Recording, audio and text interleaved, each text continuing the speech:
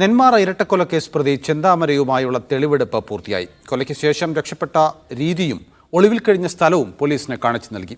പ്രതിഷേധം കണക്കിലെടുത്ത കനത്ത പോലീസ് സന്നാഹമാണ് ഏർപ്പെടുത്തിയത്.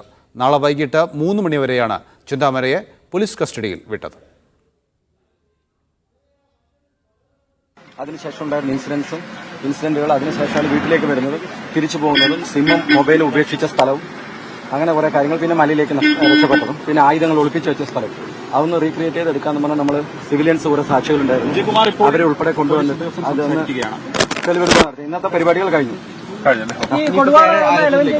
അത് ഞങ്ങൾ പിന്നെ തരയും. അതൊന്നില്ല, ശാസ്ത്രീയ തെളിവുകൾ എല്ലാം എടുത്തിട്ടുണ്ട്. ഇന്നും അതായിരുന്നു, ഇന്ന് പോകുന്നില്ല. പുതിയതായിട്ട് എന്തെങ്കിലും പറഞ്ഞിട്ടുണ്ടോ? പുതിയ കാര്യങ്ങളൊന്നുമില്ല, എല്ലാം പഴയ. നിങ്ങൾ നേരിട്ട് കണ്ടതല്ലേ, അയാളുടെ അവസ്ഥ, അയാളെ സംസാരിച്ച് എങ്ങനെയാണ് നിങ്ങൾ കണ്ടത്? അതെ അതെ, രക്ഷപ്പെട്ട വഴികളാണ് ഇപ്പോൾ കാണിച്ചത്. നന്ദഗോപാൽ ചേരുന്നുണ്ട് വിവരങ്ങളുമായി. നന്ദഗോപാൽ, എത്ര നേരം ഈ തെളിവെടുപ്പ് നടന്നു? ചെന്താമര നേരത്തെ ഉള്ളതുപോലെ തന്നെ സങ്കോചം ഏതുമില്ലാതെയായിരുന്നോ ഈ തെളിവെടുപ്പിൽ പൂർണ്ണമായും പങ്കെടുത്തത്? നഫൽ, ഏതാണ്ട് 12:20 കൂടിയാണ് ചെന്താമരയെ ഈ കുറ്റകൃത്യം നടന്ന പ്രദേശത്ത് ബോയൻ കോളനിയിലേക്ക് കൊണ്ടുവന്നത്. ഇവിടെ നിന്നും യാതൊരു ഭാവവ്യത്യാസവുമില്ലാതെ മുൻപത്തെ പോലെ തന്നെ ഇയാൾ പോലീസിന് കാര്യങ്ങളൊക്കെ വിശദീകരിച്ച് നൽകുകയായിരുന്നു.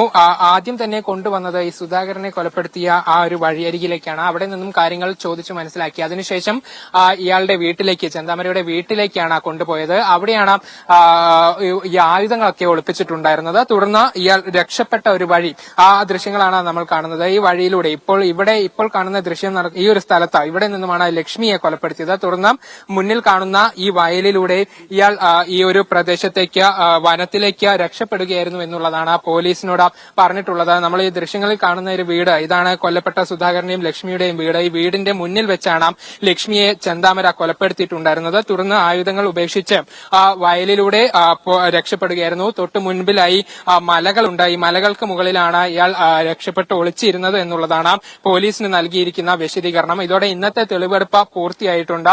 അതായത് കുറ്റകൃത്യം നടന്ന് അതിനുശേഷം രക്ഷപ്പെട്ട സംഭവം, അതാണ് പോലീസ് ഇന്നിവിടെ പുനരാവിഷ്കരിച്ചിട്ടുണ്ടായിരുന്നത്. ഇനി എലവഞ്ചേരി എന്ന് പറയുന്ന പ്രദേശത്തു നിന്നും ആയുധം കൊണ്ടുവന്ന സ്ഥലമുണ്ട്. അവിടെ തെളിവെടുപ്പ് ഇന്ന് നടത്തുന്നില്ല എന്നുള്ളതാണ്. നാളെ 3 മണിവരെയാണ് കസ്റ്റഡി കാലാവധി. അപ്പോൾ നാളെ ഈ എലവഞ്ചേരിയിൽ കൊണ്ടുവന്ന ഈ തെളിവെടുപ്പ് നടത്താനുള്ള സാധ്യതയാണ് മുന്നിൽ കാണുന്നത്. ഏതായാലും ഈ നിലവിൽ ഇന്നത്തെ തെളിവെടുപ്പ് പൂർത്തിയാകുമ്പോൾ ആളുകളുടെ ഭാഗത്തു നിന്നും കാര്യമായ പ്രതിഷേധങ്ങളൊന്നും ഉണ്ടായിരുന്നില്ല എന്നുള്ളതാണ്. 500-ലധികം പോലീസുകാർ ഈ സ്ഥലത്ത് വിന്യസിച്ചിട്ടുണ്ടായിരുന്നു. പക്ഷേ നാട്ടുകാർ പൂർണ്ണമായും പോലീസിനോട് സഹകരിച്ച കാഴ്ച കൂടിയാണ് കണ്ടത്. തെളിവെടുപ്പ് കൃത്യമായി നടത്താൻ ആ നടപടികൾ ചെന്താമരയുമായുള്ള തെളിവെടുപ്പ് പൂർത്തിയായിരിക്കുന്ന വിവരങ്ങളാണ് നന്ദഗോപാൽ നൽകിയത്.